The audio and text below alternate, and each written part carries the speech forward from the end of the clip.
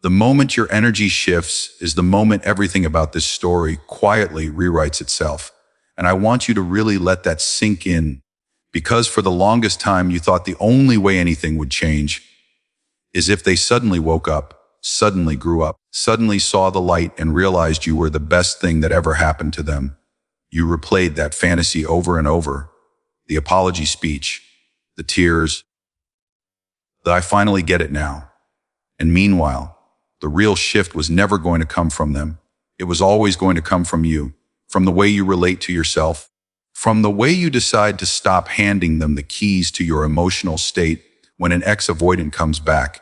It is not because some cosmic revelation hit them.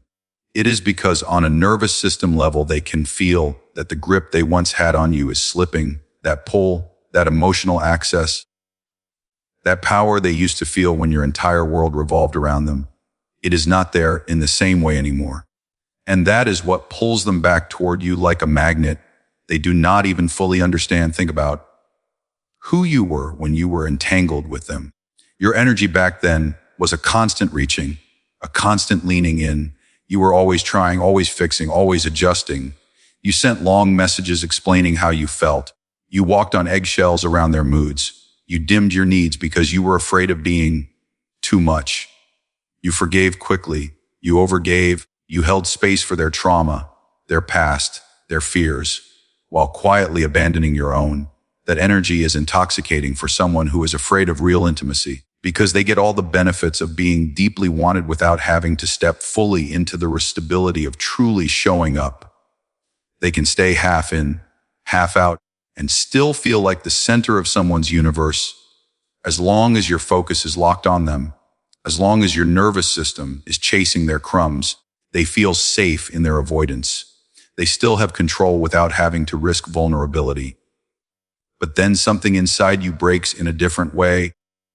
Not the kind of breaking that shatters you into pieces, the kind that cracks the illusion. You have won too many nights staring at your phone, won too many days feeling sick because they pulled away again, won too many conversations where you pour your heart out and nothing changes. And a quiet voice inside you says, "I cannot live like this anymore." It does not scream. It does not make a scene. It just tells the truth. You start to realize that your obsession with getting them to choose you is costing you your relationship with yourself. You notice how small you have become, how tired you are, how dim your light feels, and slowly your energy begins to move. At first it is subtle. You answer a little slower. You stop oversharing. You cry, but you also start doing things for you. A walk, a book, a conversation with a friend where you actually let yourself be seen instead of just talking about them. And little by little, your nervous system starts to detach from that constant chase. When no contact finally happens, whether you initiated it or they did, that is where the real shift in energy solidifies, because silence is not just the absence of talking. It is the rewiring of where your life force goes. For so long, your thoughts woke up and went to them first. Your anxiety revolved around their responses. Your plans orbit around, what if they text? And now, without that constant activation, your system has a chance to calm down. At first it feels unbearable. Your brain screams to break the silence, to reach out, to go back to the familiar pain instead of this terrifying emptiness. But every time you resist that urge, every time you breathe through it, every time you choose to hold yourself instead of chasing them, you are reclaiming a piece of your energy. Your focus slowly shifts from "how do I get them back?" to "how do I get myself back?" And even on days you feel like you are failing, you are building a new pattern here. Is what you do not see, but they feel. They feel when your energy is no longer wrapped around them. They feel when you stop watching their stories, when you stop liking their posts, when you stop sending birthday paragraphs and late night check-ins. They feel when you are no longer instantly available, because that constant emotional availability was a kind of invisible leash. They could walk away.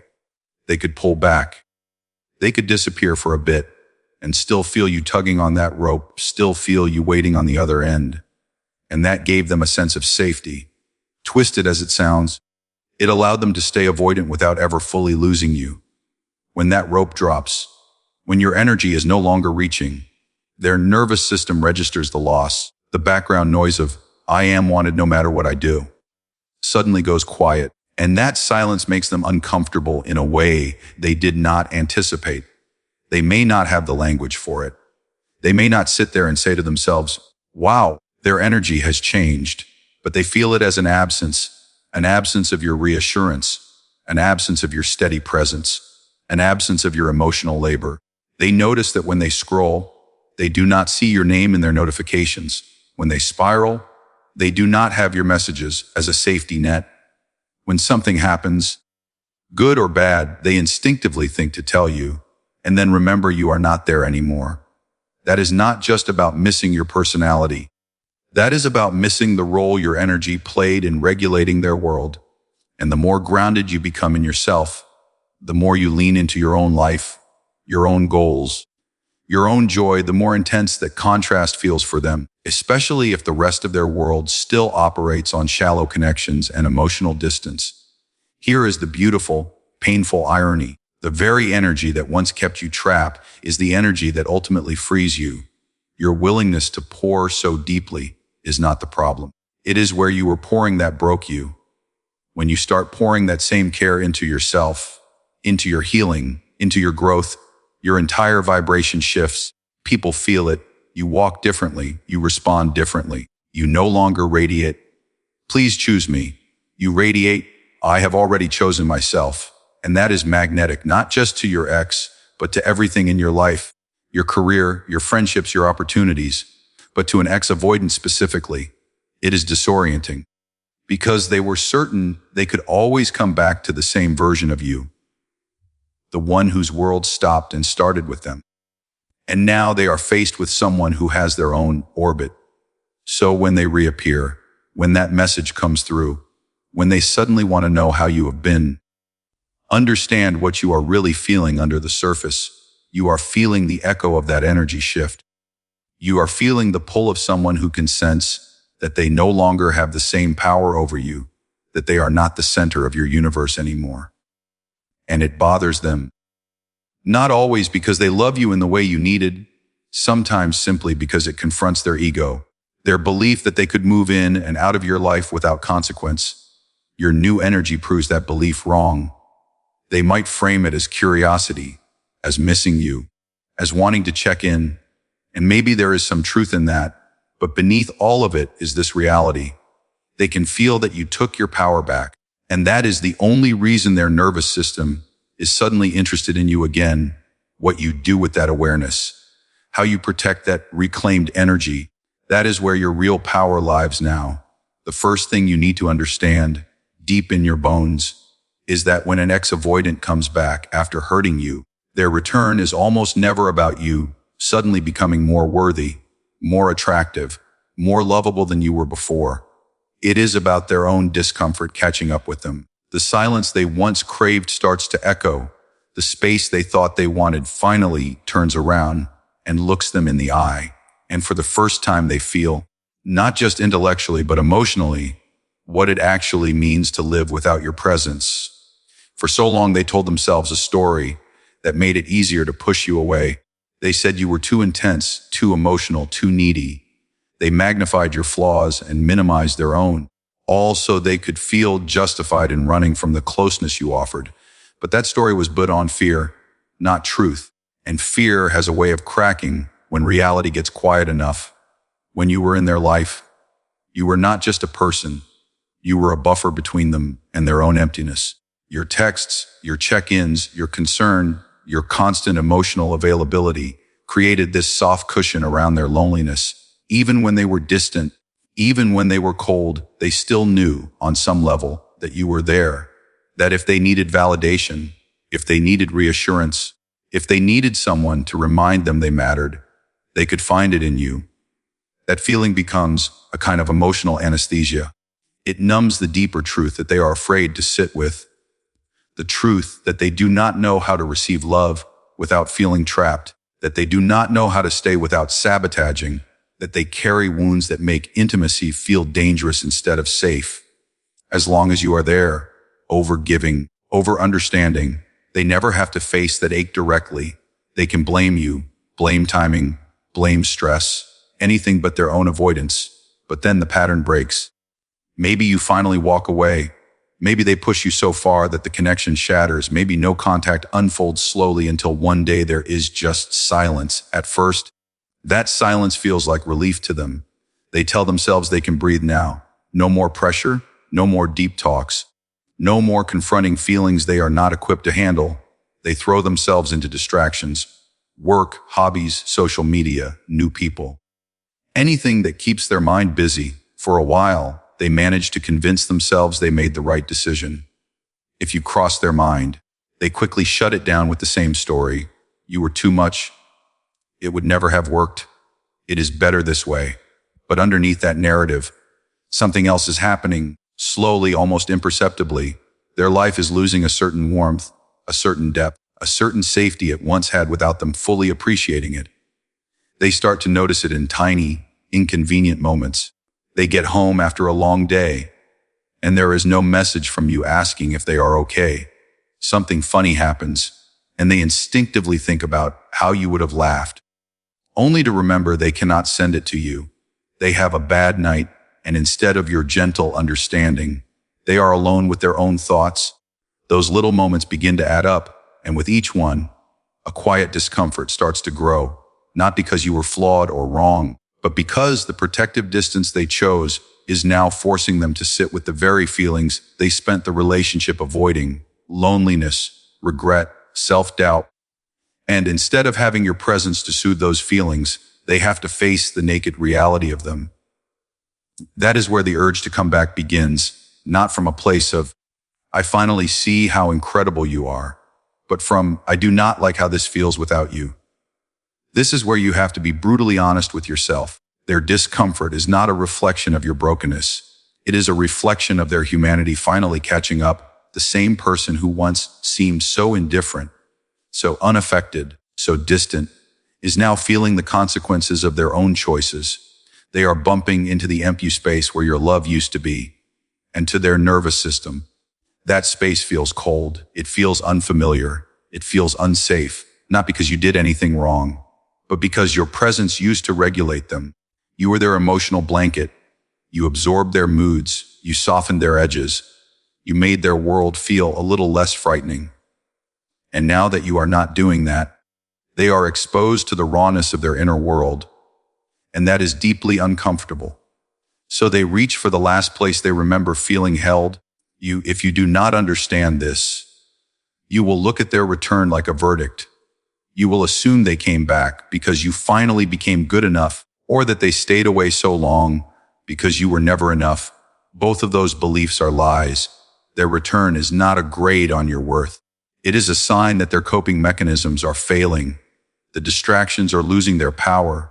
The justifications are wearing thin. It is easier to send a message to you and step back into the familiar comfort of your understanding than it is to sit alone with the reality of what they did. Because to really face that would mean confronting their own patterns, their own damage, their own responsibility in the way things ended. And that is terrifying. So often the first impulse is not, I want to do better for you. It is, I need to feel better for me. You might notice this in the way they speak when they reappear. They may start by saying they miss you, but quickly shift into talking about how lonely they are, how confused they have been, how hard their life has felt. They might express regret in a way that still subtly centers their pain, their battles, their chaos. They might mention how strange things feel without you, how they have not been able to find anyone who understands them the way you did. Pay attention to that, because it reveals the emotional engine driving their return. If the focus is mostly on their discomfort, their emptiness, their confusion, and very little on real accountability, on asking what the experience was like for you, on acknowledging how deeply you were hurt, what you are seeing is someone coming back to soothe their own wounds more than to tend to yours. And this is the part that will either set you free or send you back into the cycle. You get to decide how you interpret their discomfort. You can take it as proof that you were always the problem, that if you are just more patient, more kind, more forgiving, you can fix them, or you can see it for what it is. Evidence that you mattered more than they let themselves admit, and also evidence that they still may not be ready to do the heavy lifting required to truly love you well. There is nothing wrong with them feeling lonely. There is nothing wrong with them feeling regret. Those are human emotions. But you are not obligated to sacrifice yourself on the altar of their discomfort. You are not required to be the medicine for pain they created. You are allowed to say, I understand you are hurting, and also, I am no longer available to be the person you run back to only when your avoidance starts to hurt you more than it hurts me. There is a truth you need to hear, even if it stings a little at first. When an ex-avoidant comes back into your life after hurting you, most of the time, they are not being pulled back by the weight of responsibility. They are being pulled back by the memory of safety. The safety you created, the safety you held, the safety you gave without demanding that they grow up. You became an emotional home for someone who never really learned how to live inside their own. And when the world turns cold, when the people around them feel shallow, when life hits hard and the distractions run out, their mind wanders back to the one place where they felt understood without having to be fully honest, where they felt cared for without having to be fully present. And that place, whether you wanted it to be or not, was you. You were soft with them in ways you have never been soft with yourself. You listened to their past, their trauma, their fears, and you did not flinch. You made room for the darkest parts of them they thought they had to hide. You decoded their moods. You read between the lines of their silence. You translated their distance as pain instead of rejection. You turned their shutdowns into puzzles for you to solve, instead of boundaries that protected you. Every time they pulled away, you leaned in. Every time they acted cold, you got warmer. You became the person who always understood, always forgave, always tried again. And that kind of unwavering emotional safety is rare. It is powerful. It is unforgettable, especially for someone who does not know how to create that feeling on their own. When they walk away, it is not because your safety meant nothing. It is because safety started asking for something they were terrified to give: responsibility. When someone truly feels safe with you, your presence becomes a mirror. It reflects not just their good intentions, but also their patterns, their avoidance, their inconsistency. For a while, they can enjoy the comfort without looking too closely at the mirror. But eventually, the relationship starts demanding growth. It starts asking for communication. It starts asking for honesty, for effort, for accountability. And that is where an avoidant often panics. They feel the weight of your expectations, which are not unreasonable, but to them feel suffocating, because deep down they never learned that love can coexist with responsibility. They associate closeness with pressure. So instead of leaning into the growth, they run from it. They step out of the home you built for them and tell themselves they needed space, freedom, distance. At first, leaving feels like relief. They do not have to face those conversations anymore. They do not have to sit in the discomfort of being seen. They do not have to feel the subtle guilt of you hurting because of their mixed signals. They might even convince themselves that they did you a favor, that you will be better off without someone like them. But time has a way of stripping away the narratives we use to protect ourselves. And as the months go by, as life continues, as they move through surface-level connections, something starts to ache in a way they cannot explain. They notice how no one else listens the way you did, how no one else remembers the small details, how no one else sits with their pain instead of trying to fix or dismiss it. They notice how exhausting it is to keep performing a version of themselves for people who only know their highlights. When you knew the unedited version and stayed, the world outside your connection often feels like a series of transactions. People wanting something, people leaving when it gets hard, people only staying around for the fun parts. And in contrast, the memory of you glows differently, not because you were perfect, not because you never got angry or hurt, but because even at your worst, your love was real, your presence was steady, your concern was genuine. You were the one who checked in when nobody else did. You were the one who sat on the phone while they said nothing. You were the one who heard their silence and still stayed on the line. That level of emotional safety is something their nervous system cannot forget, no matter how far they run, no matter how long they try to bury it. So when they come back, Understand what is really happening beneath the surface. They are being pulled by the memory of a home you created around their heart, not necessarily by a sudden readiness to be the partner you always needed. They remember how safe it felt to crumble in front of you, to vent, to be messy, to be scared, without you using it against them. They remember how you always left the light on, even when they slammed the door, and when the world feels dark. That light becomes very tempting. They want to step back into that warmth, that comfort, that unconditional understanding. But it does not automatically mean they are ready to pay the rent of responsibility that comes with living in that home. This is where your awareness becomes everything, because if you only listen to the part of you that misses them, you will interpret their return as proof that they have finally chosen you, finally changed, finally healed, when often all that has truly changed is the level of discomfort they feel without your safety net around them. If you are not careful, you will hand them the same keys, open the same door, and invite them back into a space where you are doing all the emotional labor while they simply enjoy the warmth, and slowly, quietly, you will start disappearing again. You do not have to shut your heart down to see this clearly. You can still acknowledge that what you had was real, that your connection mattered, that there was tenderness and depth and beauty between you, and still admit that your safety was something you built with your time, your empathy, your self-sacrifice, not something they earned by consistently showing up for you. They are drawn back to that feeling now, because the world out there is not giving them the same devotion. But you are allowed to ask, can you meet me here this time? Can you stand beside me, not just collapse into me? Can you take responsibility for the way you hurt me, not just seek refuge from the way life is hurting you? And if the answer is no, or half-hearted, or vague, then you know the truth. They did not come back for partnership. They came back for shelter. And you get to decide if you will be a home that demands mutual care, or a safe place that only ever keeps you cold. There is something you absolutely have to understand. If you do not want to break your own heart all over again, when an ex-avoidant comes back into your life, their comeback is not the same thing as their transformation. Them reappearing is evidence that they feel your loss.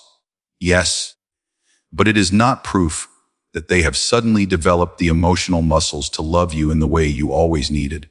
And if you confuse those two things, you will walk right back into the same cycle that once left you on the floor, wondering what is wrong with you, when nothing was ever wrong with you at all. The truth is, anybody can miss you. Anybody can say they regret hurting you. Anybody can feel lonely and reach for the last place they remember feeling safe. But very few people are willing to sit in the discomfort of their own patterns long enough to actually change them, to take responsibility, to do the work. And an avoidant is no exception. Their nervous system will pull them back when the silence gets loud, but their fear will still try to drag them away the second intimacy starts asking for consistency again. When they return, you will feel a huge emotional wave, part relief, part joy, part terror. A piece of you will light up thinking, finally, this is it. They realized what they lost. They must be ready now. Your brain will race ahead, building a whole new story from a single message, from a single, I miss you, from a single apology, because you have wanted this for so long. You have prayed for this moment, and it is so easy to believe that their comeback is the universe answering those prayers. But I want you to slow down and ask yourself something very honest. What has actually changed? Not in your fantasy, not in their words, but in their behavior, their level of self-awareness, their willingness to hear how deeply they hurt you without getting defensive, their ability to stand still when things get emotionally intense instead of shutting down or disappearing. Transformation is not them saying, I was wrong. Transformation is them saying, I was wrong, and here is how I am going to show up differently now. And then actually following through when it is no longer convenient, when their old panic comes up, when their body wants to run, when your needs trigger their shame. You cannot measure their growth by how much they say they want you. You measure it by how much they respect you when your needs, boundaries, and feelings enter the room. Before, every time things got close, they pulled away, they ghosted, They stonewalled, they minimized, they made you feel like you were too much for wanting basic security, basic communication, basic clarity. They may come back now with softer words, with sad eyes, with vulnerable stories about how they have been struggling, and your heart will want to wrap itself around them the way it always did. You will feel that old instinct rise up, the instinct to save them, to heal them, to be the one who finally makes their pain less heavy. But here is where you have to become the guardian of your own soul. You cannot let their feelings, no matter how real they seem, override the facts of their past actions. Transformation looks like them being able to hear you say, "I was hurt when you disappeared. I felt abandoned. I felt like I did not matter." And instead of getting defensive, instead of turning it back on you, they sit with it. They let the weight of your words land. They take accountability. They do not rush to say, I know I messed up," but then push you to move on quickly so they can stop feeling guilty. Transformation looks like them being willing to talk about their avoidance openly.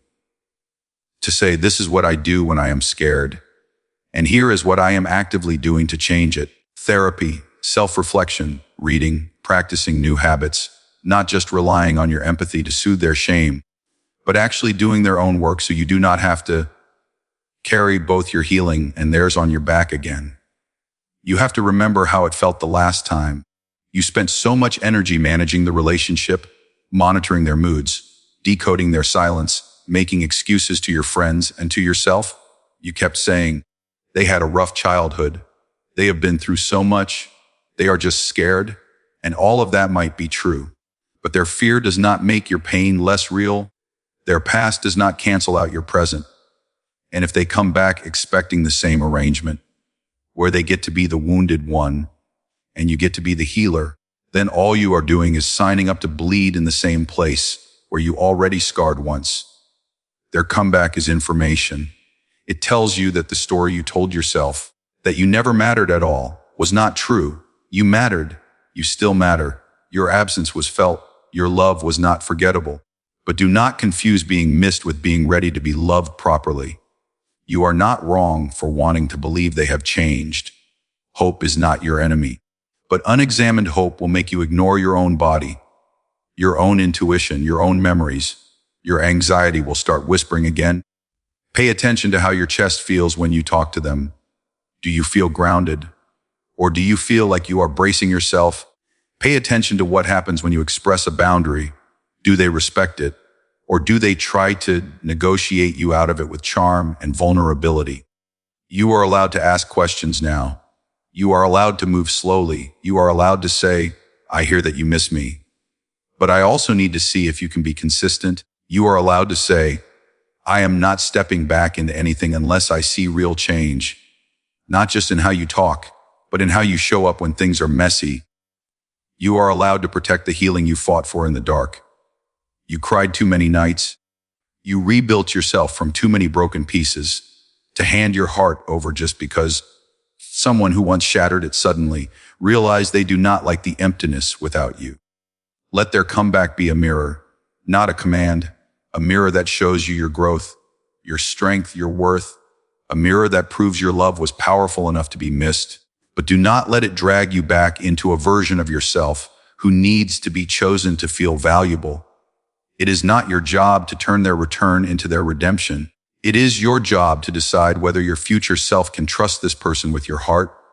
And if the answer, deep down, is still shaky, you are allowed to love them and still choose you.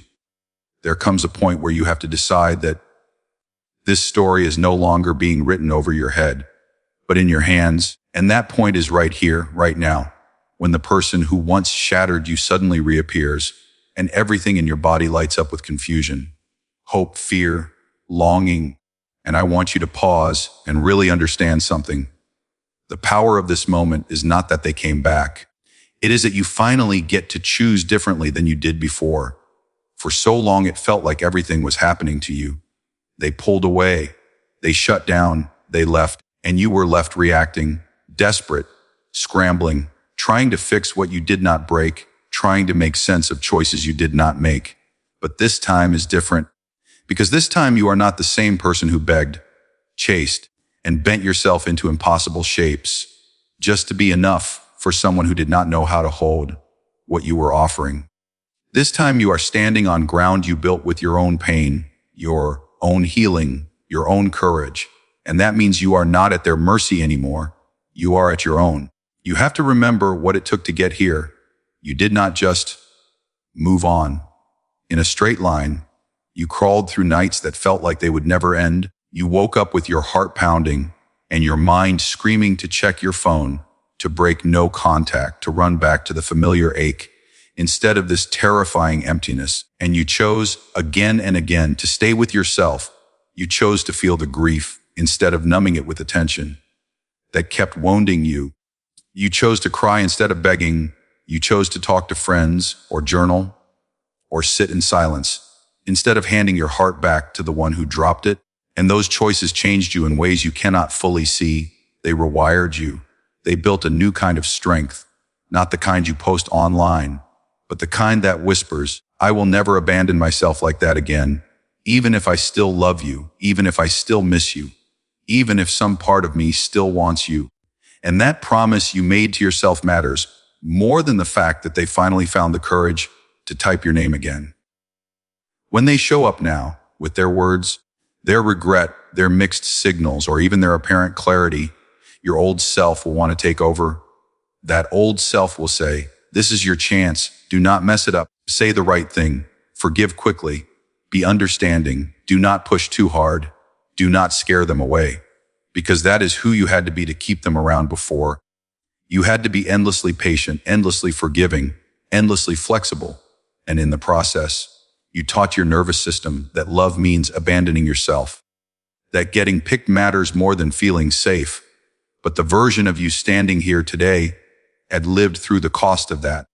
You know what it feels like to be in a relationship where your needs are always on the back burner, where your heart is always in your hands, where your anxiety is louder than your joy, and now you get to choose whether you are willing to step back into that or whether you are finally done calling it love when it feels more like self-erasure. Choosing differently does not have to look dramatic. You do not have to scream. You do not have to block them instantly. You do not have to prove to anyone how strong you are. Choosing differently can be quiet and steady. It can sound like, I hear that you miss me, but I need time. It can sound like, I am not willing to rush back into anything without seeing consistent change. It can sound like, I am not available for a connection that hurts me more than it heals me. It can sound like, I deserve a love that does not ask me to beg for the bare minimum. Choosing differently can be as simple and as powerful as not ignoring your own body this time. If your chest tightens every time they text, if your stomach drops when they do not reply, if you feel more anxious than peaceful after talking to them, that is information. That is your nervous system remembering what your mind is trying to romanticize. And instead of gaslighting yourself, instead of saying, I am just being dramatic, you can say, no, my body remembers what my heart survived, and I am going to listen to that. This moment is your chance to redefine what love means to you. Before, love meant trying harder.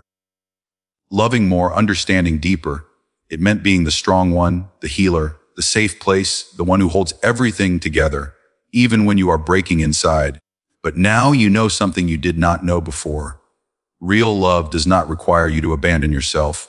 Real love does not make your worth feel negotiable. Real love does not punish you for having needs or make you feel guilty for wanting clarity. Real love might be imperfect and messy, but it is also reciprocal. It shows up, it repairs, it communicates. It does not disappear every time it gets uncomfortable. So when this person returns, you get to ask, not how do I keep them, but does this dynamic feel like love to the person I am now?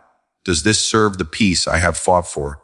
Does this honor the healing I had to do in the dark? You might still love them. You might always care about them. That does not mean you are required to reopen the same chapter. You are allowed to let this return be a softer kind of closure.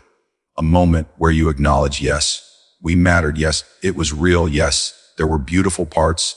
And also, it hurt too much. And I am not willing to live in that pattern again. You are allowed to say, I forgive you, and still keep your distance. You are allowed to say, I wish you well, and still block their access to your heart. You are allowed to say, I believe you feel sorry and still choose not to step back into something that drained you more than it filled you. Your compassion does not have to come at the cost of your sanity. Your empathy does not have to be a doorway back into your own destruction. The real power move here is not getting them to stay. It is showing yourself that even when the thing you wanted most in the past suddenly appears in front of you, you will not trade your self-respect for a second chance at the same pain. The real miracle is not that they realized you were special. It is that you realized you are, with or without their validation. The real victory is not them coming back. It is you looking at that open door and saying, I am allowed to want you and still walk away. I am allowed to miss you and still protect me. I am allowed to feel everything and still choose the version of my life where I am not constant bleeding for a love that will not hold me steady. This is the moment where you either repeat the pattern or you rise out of it. And for the first time, you are the one who gets to decide which story you are going to live.